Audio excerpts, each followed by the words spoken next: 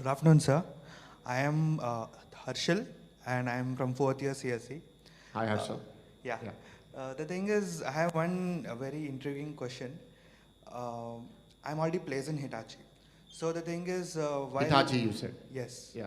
and while writing my resume, I was uploading the names of some courses I did. So I often heard this that the certificates from Udemy are more effective than Coursera. So I don't see why. I mean, I want to know what's the difference between those certifications. Great. Yes, that's the question to ask them. Tell us how Coursera is valuable. Oh, certainly. Yeah. Really good question, and you're helping him, right? Thank you, Harsha. No, Yeah. totally. So look, I mean, I wouldn't deny there are multiple platforms to learn.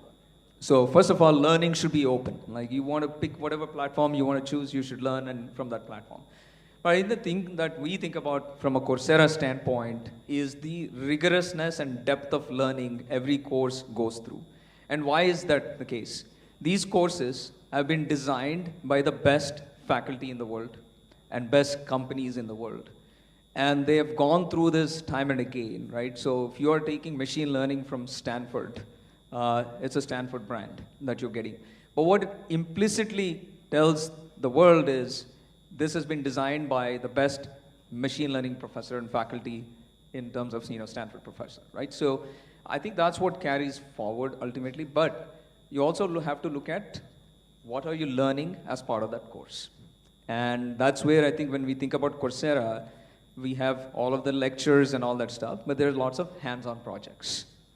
That when you think about employment, you have to be able to say, yeah, you know the theory and the knowledge, but if you can't actually show you can code, you can actually solve the problem, then it's much harder to differentiate yourself from the next person, right? So that's where we think of it as like, this hands-on learning and experience. The third piece is assessments. I understand there's cheating and whatnot, but the assessment is mostly focused on self-evaluation. I think generally we are all in the quest to just, hey, make sure I can put this certificate on my resume. But I think if you ask yourself, did I learn? Udemy doesn't have assessments, Udemy doesn't have labs. So the self-assessment is really a way to reflect upon, like, do I really know this? Nobody's judging you, nobody's grading you on a lot of these things, right? So if you take this assessment, it actually tells you where you're behind. And that assessment is designed by the faculty, right? So I would say, the faculty know how to teach. And so this has been built by faculty versus some independent person. So I see, adding on to what he's saying, right? So when we were evaluating platforms, we had Udacity, we had Udemy, there's edX. Globally, these are some names that are known. In India also, we have other platforms that are coming up like Upgrad or Great Learning, etc. So the idea was, when we want to, in the future, offer Coursera courses as electives to you all, or if we want to offer some of these courses as modules within your larger course, we want a course structure which is very similar to a university structure. Udemy and Udacity are created by industry practitioners largely. So they don't follow the academic structure of the learning, or they don't put the assessments. So that will make it very difficult to integrate it with our curriculum. That is a challenge. The other is that, as Mr. Shravan said, we want depth, right? So I'm sure there are excellent photographers who are teaching a course on photography in Udemy, and they're teaching it from their lens.